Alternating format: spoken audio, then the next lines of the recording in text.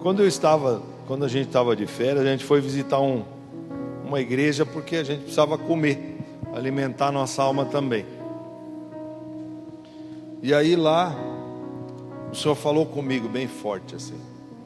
Na hora que eu estava ajoelhado no altar, como vocês fizeram aqui.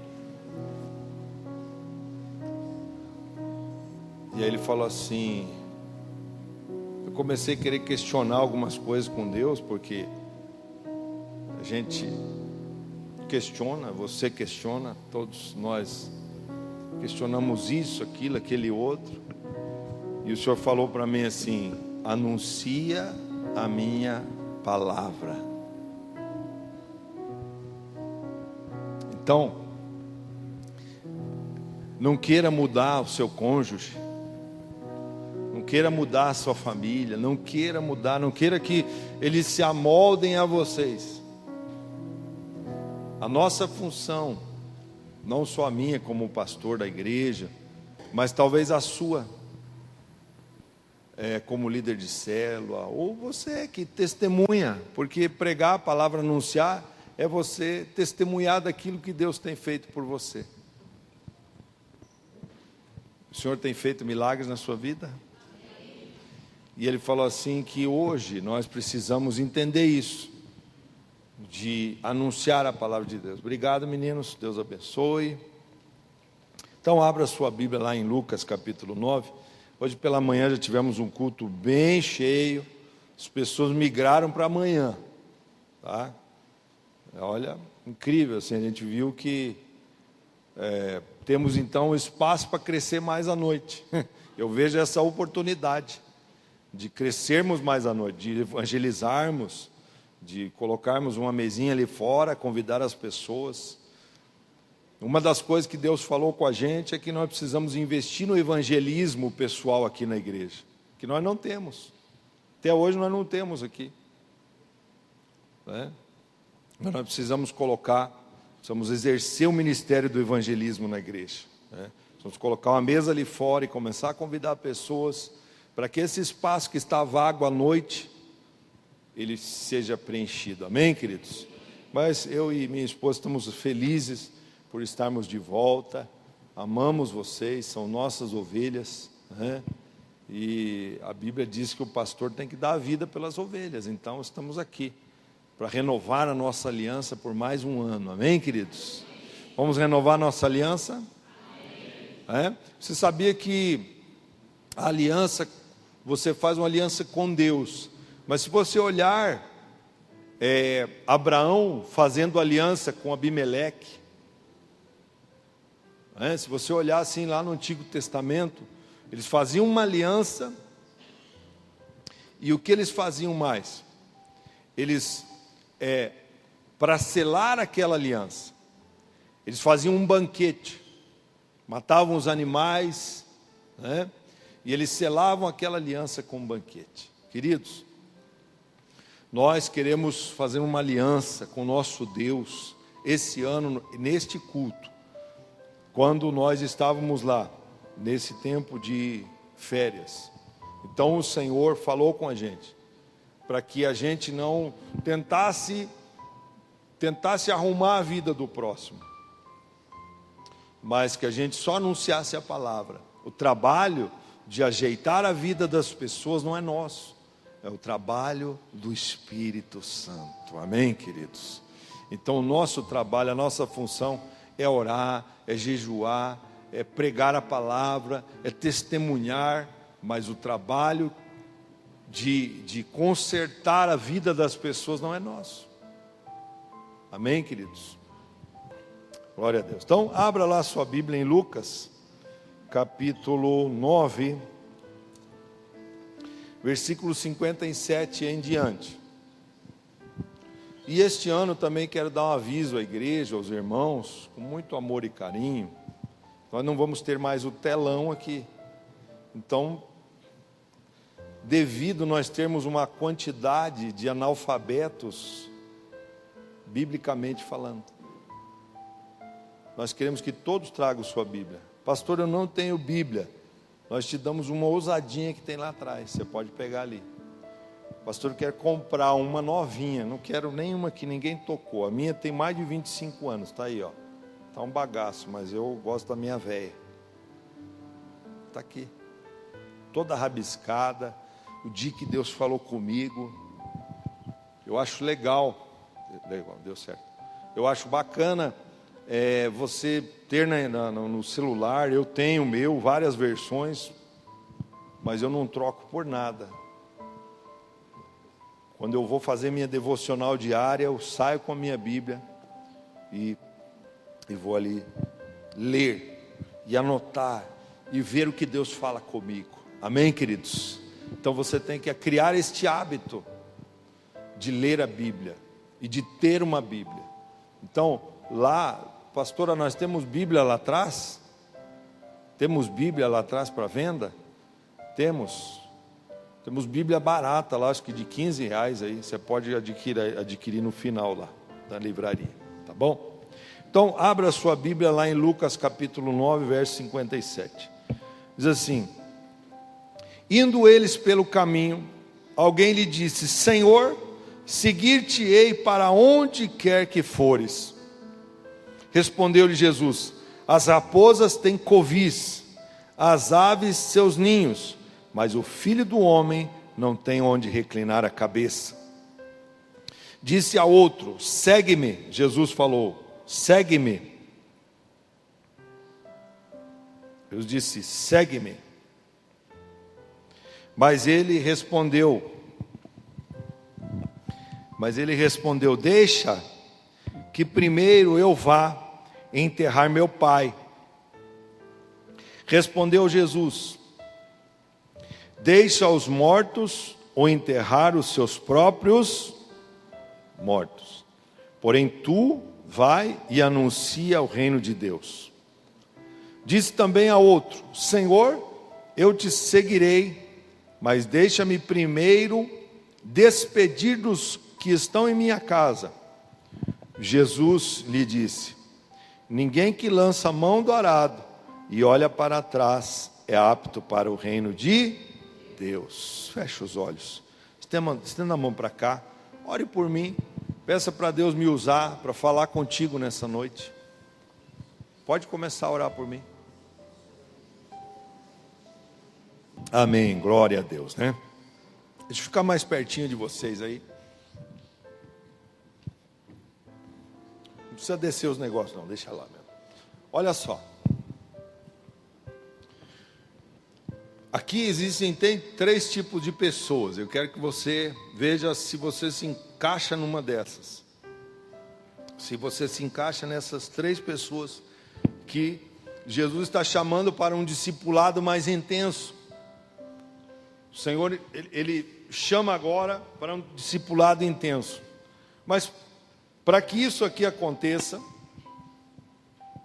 para que aconteça esse discipulado intenso, nós precisamos entender o que aconteceu antes. Quem são essas 3 pessoas? A Bíblia não dá nome a eles, mas nós precisamos entender o que aconteceu um pouquinho antes. Disse assim, o versículo 51, você vai entender aqui, no mesmo capítulo. Jesus está indo para Jerusalém.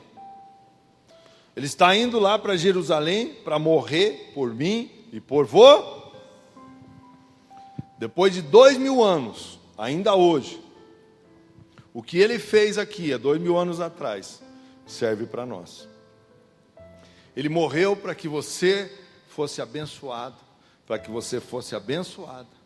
Ele morreu pelos teus pecados. Ele entrou na frente de você. Ele foi à tua frente para te dar salvação. Hoje, queridos, se nós estamos aqui, é porque a nossa vida, ela foi comprada. Comprada com o quê? Com sangue. O sangue de Jesus nos comprou. Você consegue entender isso? Alguém morrendo por alguém que não conhecia. Ele morreu por você e nem te conhecia. Ele morreu por nós. Será que você, sendo o pai, isso é o trabalho do pai, será que você, sendo o pai, daria o seu filho para morrer por um estranho? Você faria isso? Você daria seu filho para morrer por um estranho? Por alguém que você nem conheceu? Pois Deus fez isso, enviou seu filho para morrer por nós naquela cruz. E aí aqui fica claro que ele vai, então, olha o verso 51, diz assim: Jesus manifestou o firme propósito de ir para Jerusalém. Por quê? Porque lá ele tinha que cumprir o propósito que o seu pai determinou para ele. Mas quando eles estão passando, indo para Jerusalém, eles têm que passar por uma aldeia chamada Samaria. E ali existiam os samaritanos. Só que os samaritanos não se davam com os judeus. Jesus era judeu. Quando ele chega naquele lugar junto com os seus discípulos, eles não o receberam.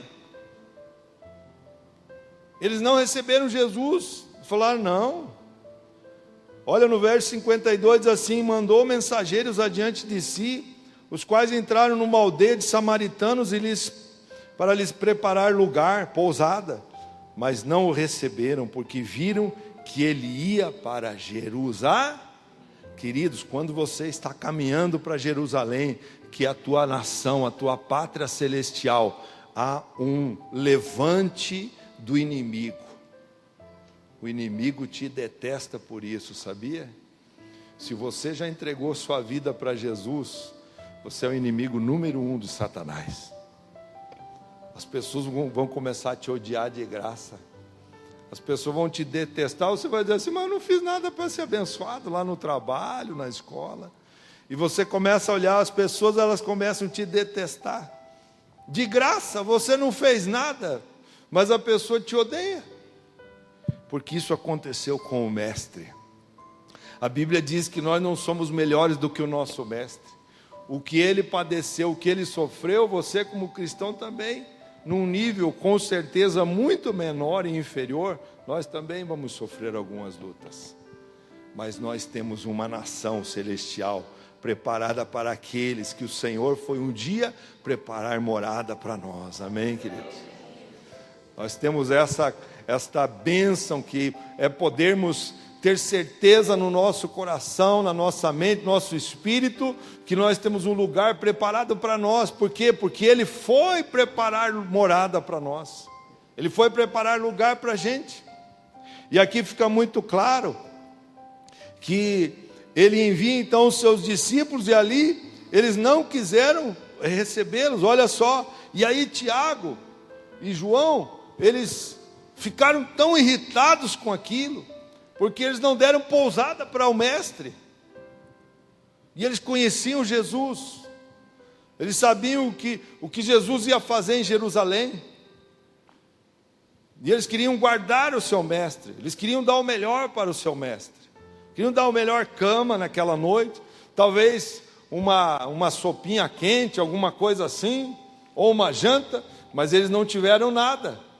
E esses discípulos de Jesus, Tiago e João, ficaram tão irritados que eles falaram assim: mestre, deixa que a gente mande descer fogo do céu e consuma com aquela raça de samaritanos. E Jesus fala assim: vocês não sabem de que espírito vós sois? E aí Jesus diz assim: pois o Filho do Homem não veio para destruir as almas dos homens, mas para salvá-las. Foi para isso que Jesus morreu por nós, por mim e por você. Nós que éramos pecadores, miseráveis, pessoas horríveis. Queridos, se você olhar a gente hoje bonitinho, você bonitinho do jeito que você está, terno e gravata, né? Você está lindão aí, veio com sua melhor roupa na casa do Senhor. Você hoje está lindão para Deus. A sua beleza não é exterior, a sua beleza é interior, porque dentro de você brilha o reino de Deus através do Espírito Santo na tua vida.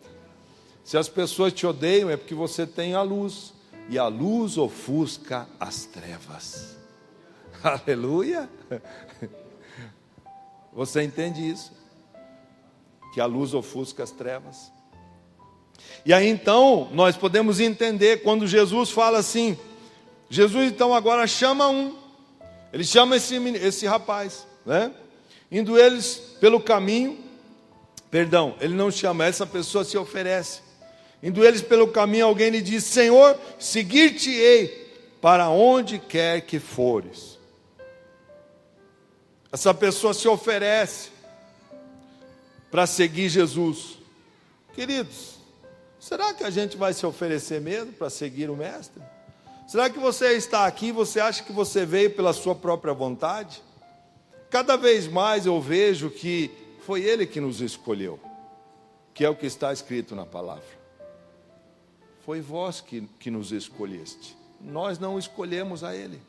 Ele nos escolheu. E aqui então, Jesus disse assim para esse homem que se oferece para segui-lo: as raposas têm covis, ou seja, sua cova.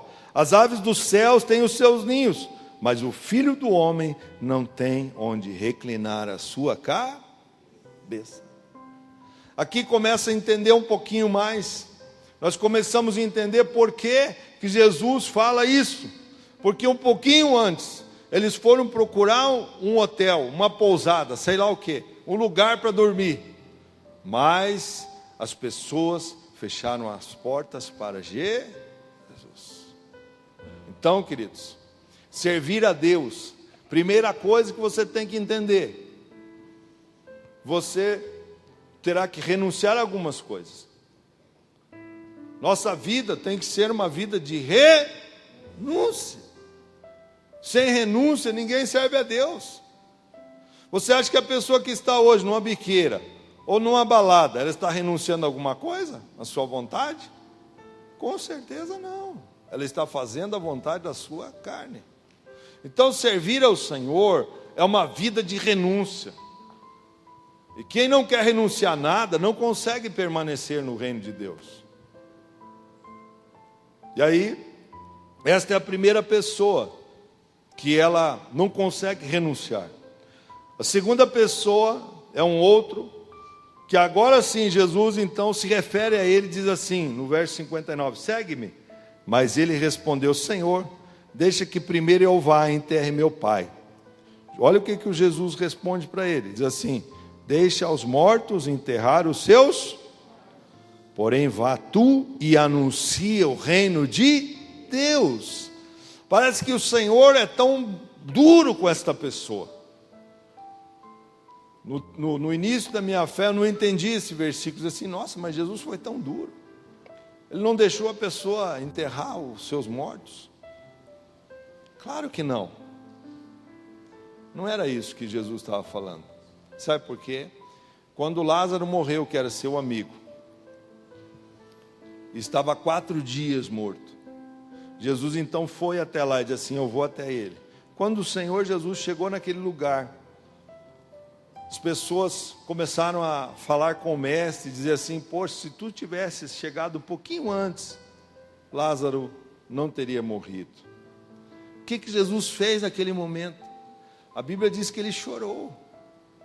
Então ele teve compaixão das pessoas que estavam ali. Quando o Senhor Jesus fala isso, este versículo, ele nos leva a uma meditação mais profunda, de que eu e você precisamos ter compaixão daqueles que hoje estão mortos espiritualmente. Será que você tem um coração para chorar pelas almas que estão hoje perdidas? A começar pela sua família, a começar pela sua casa. Será que eu e você teremos um coração disposto a renunciar várias coisas para trazer uma pessoa aqui nesse lugar, para que ela ouça a palavra de Deus? Será que você está disposto a levar alguém lá na sua célula? Será que você está disposto a gastar uma gasolina, a sua gasolina lá?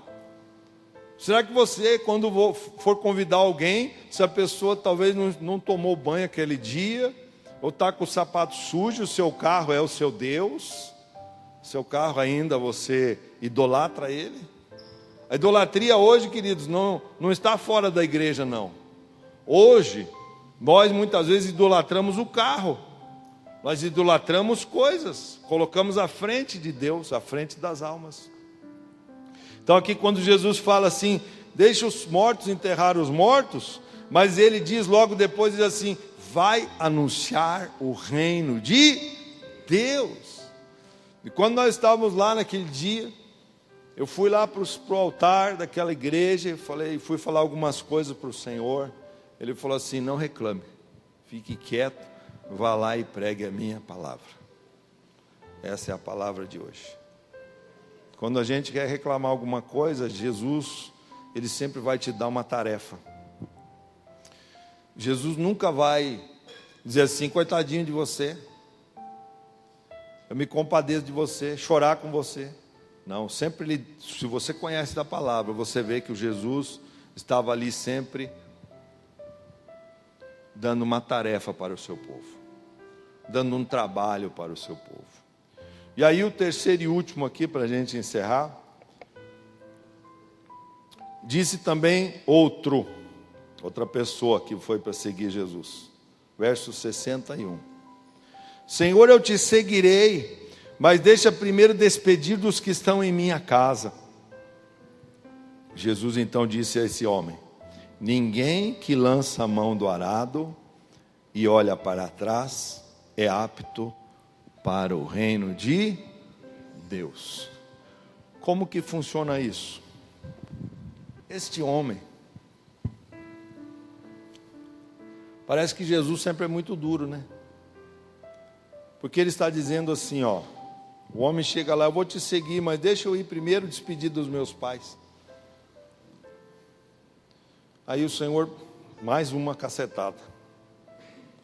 Olha, ele diz assim, ele diz lá, que aquele que lança a mão do arado não é apto para o reino de Deus. E olha para trás. Quando ele está falando isso aqui, ele não está dizendo que ele não ama a família. Porque se Jesus não amasse a família, ele não diria assim para o pai de família. Ele diz assim, para o pai de família. Mateus 24, 42. Portanto, vigiai, porque não sabeis a hora que há de vir o vosso Senhor. Mas considerai isso: se o pai de família soubesse a que horas viria o ladrão, vigiaria e não deixaria que a casa fosse arrombada. Eu e você temos uma responsabilidade. Seja você o pai, o chefe da família, seja você a esposa, a mulher que assumiu a casa. Quando Jesus fala assim, que eu tenho que olhar para frente, que eu tenho que botar a mão no arado e não olhar para trás, é isso que ele está dizendo. Porque com uma mão, quem era da roça aí com muita honra? Se não fosse vocês, nós não comia hoje, tá? Isso não é vergonha para ninguém. Vocês araram a terra? Muito? E não botava o cavalo para puxar? Com certeza não tinha equipamento, né, que nem tem hoje.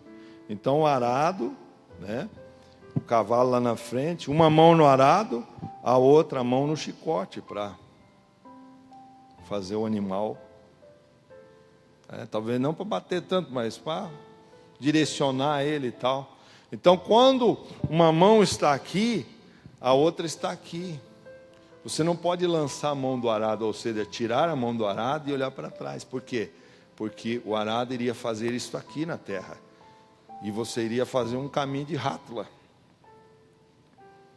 Jesus então está dando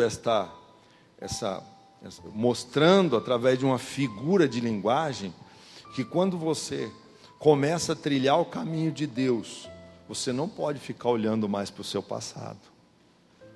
Deixa para lá as coisas de trás, as coisas para trás. O Senhor tem coisas novas para você lá na frente. Tem coisas grandes para você. Por mais que você ache que não, por mais que você ache que não, Ele ama a família. Se Ele não amasse família, Ele não teria dito lá em Mateus que o pai de família tem que cuidar da sua casa. Então, cuidar da casa é uma responsabilidade minha e sua, de oração e de trazer as pessoas para o reino de Deus. E jamais fazer uma barganha com Deus. Por exemplo, se alguém da sua casa não quer mais servir a Deus, você larga as coisas de Deus por causa daquela alma. E você não participa mais do reino de Deus, da comunhão dos santos. Você não participa da mesa do Senhor, que é a Santa Ceia. Você não tem mais a comunhão com os irmãos da congregação. Você não quer mais saber da célula, por quê? Porque a pessoa te botou na parede e disse assim: se você for para aquele lugar, eu me separo de você, ou coisa parecida.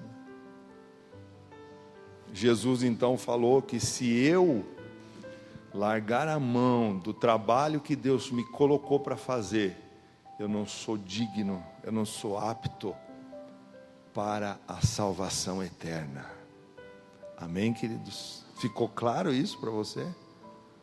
Não se troca o reino de Deus por nada. Não se coloca coisas materiais à frente daquilo que Deus colocou como propósito para nós. Não se coloca nem a família na frente. Por quê? Porque se alguém está desvirtuado na sua mente, é uma mentira do diabo, que precisa ser rechaçada através da oração e do jejum. Amém, queridos? Vocês entenderam isso? Que pode comprometer a sua salvação. Hoje nós vamos participar da ceia. A ceia vai ser um momento profético. Por quê?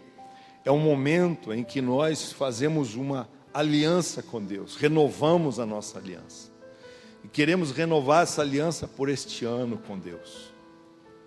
Para que este ano, eu e você, possamos estar cada vez mais firmes com Ele. Amém, queridos? Fazendo o melhor para Deus. Fazendo o melhor para Deus. Você quer fazer o melhor para Deus?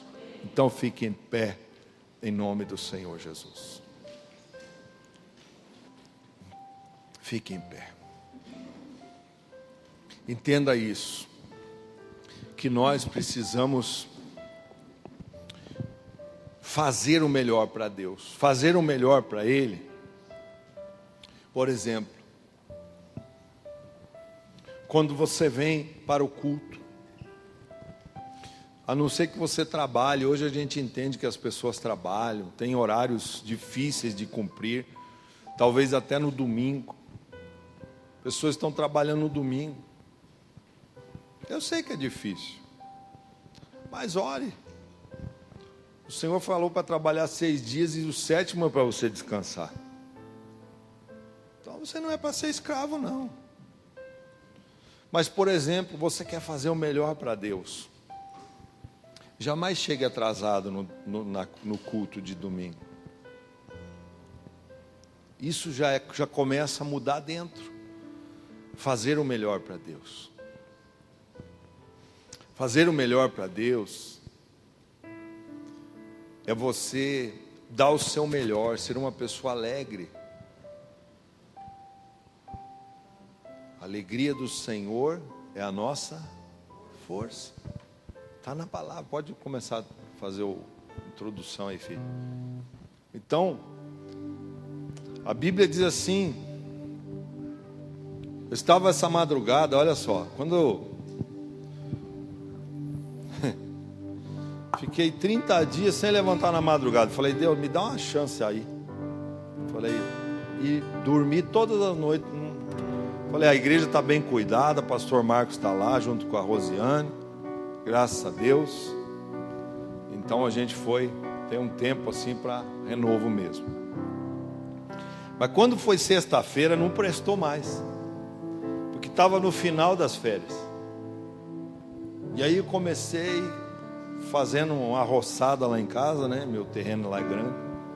E comecei a limpar, e a presença dele veio forte. No sábado, aí à noite, na sexta, a gente tinha um aniversário de um amigo, a gente foi lá, não deu certo, falei, vamos embora, Rita, vamos embora. Falei para Rita, vamos embora que não dá certo mais aqui também. No sábado foi um dia difícil.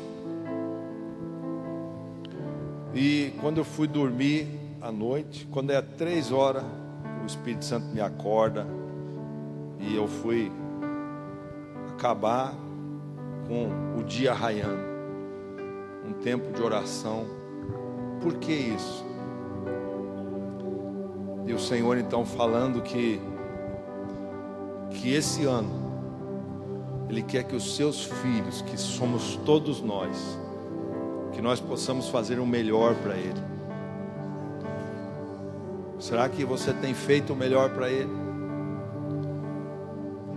Será que tem dado o seu melhor mesmo?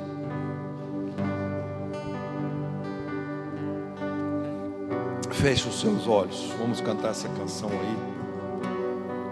Depois eu quero fazer uma oração por vocês.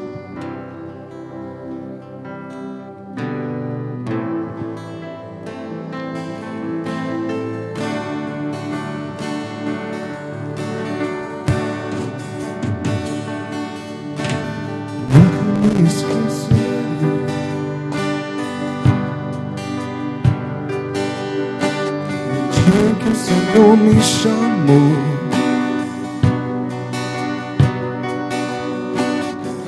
e sem hesitar eu disse sim, eis-me aqui.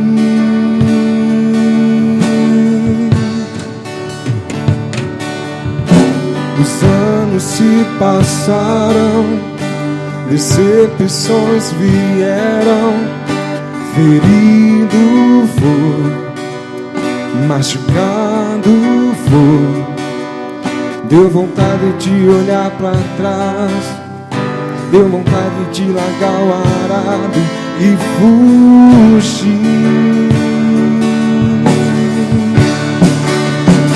Mas valeu a pena,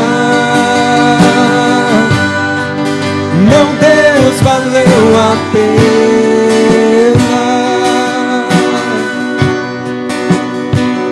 Valeu a pena, larga tudo por ti.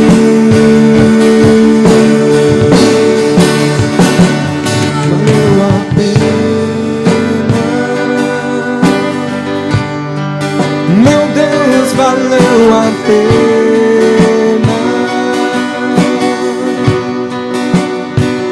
Valeu a pena,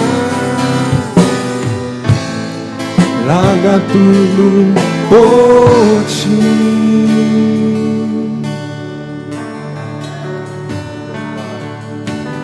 Nunca me esquecerei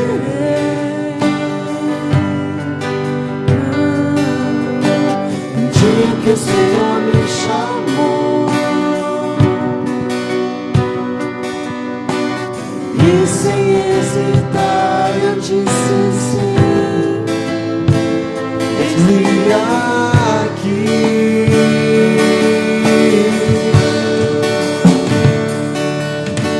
Os anos se passaram, decepções vieram, ferido foi, machucado foi, deu vontade de olhar pra trás, deu vontade de largar o arado e fugir.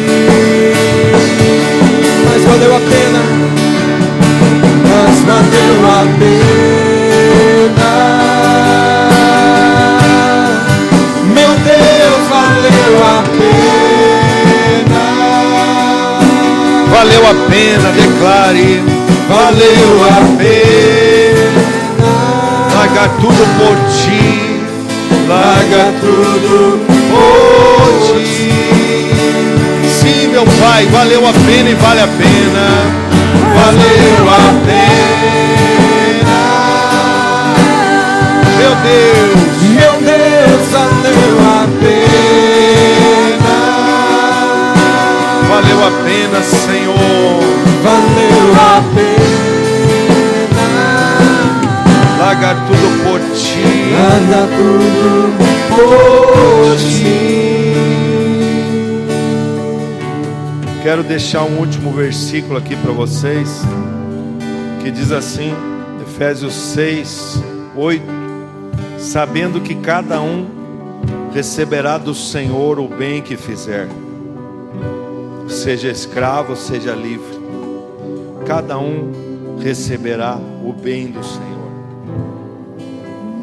nesta noite, há alguém no nosso meio que precisa reconciliar com Jesus, estava afastado do reino, entende que precisa voltar para o aprisco. Saia do seu lugar, vem aqui. Alguém no nosso meio também, com os olhos fechados, igreja, que quer aceitar a Ele como Salvador, que não fez isso ainda publicamente, mas eu quero aceitar Ele como meu Salvador. Eu quero, a partir de hoje eu entendi que Jesus morreu por mim. A Bíblia diz que nós precisamos confessar Ele, confessar ao Senhor. O que é confessar? Isso, chega aqui, filho, chega aqui. Isso, vem para cá, vem para cá. Glória a Deus por essa vida. Confessar a Ele como Salvador. Quando nós o aceitamos, nós viramos uma chave. Aquilo que talvez a gente foi um escravo a vida toda, comendo o pão que o diabo amassou. Quando nós abrimos a nossa vida para Ele entrar e fazer morada em nós, então a partir desse momento, Ele vira uma chave, Ele muda a estação, Ele faz com que aquelas maldições que nós vivemos a vida toda, a partir do momento em que entregamos a nossa vida ao Senhor, Ele então começa a morar dentro da gente. Ele começa a fazer um trabalho dentro da gente. E é isso que Ele quer fazer na sua vida. Aleluia. Glória a Deus. Faça essa oração comigo aqui, filho. Diga assim: Senhor Jesus, eu te aceito como meu Salvador. Me arrependo dos meus pecados. Escreve o meu nome no livro da vida. Mas a partir de hoje, eu reconheço que Tu és o meu Senhor e meu Salvador. Amém. Pai, eu quero abençoar a vida deste homem. Que o Espírito Santo, a partir de agora, habite na vida dele. Que seja uma vida nova, Senhor. Que seja uma vida abençoada. Que aquilo, meu Deus, que ele foi envergonhado, comendo o pão que o diabo amassou, que a partir de hoje o Senhor coloque uma mesa na frente dele. Uma mesa, meu Pai, cheia, um banquete espiritual, para que ele se assente, meu Pai, para que ele coma o melhor desta terra, para que o Senhor derrame o seu óleo sobre a cabeça dele, unge a cabeça dele com azeite, até derramar o óleo na presença dos inimigos dele, meu Pai. Sim, meu Pai, e abençoe a vida dele em nome de Jesus. Amém? Deus te abençoe, filho.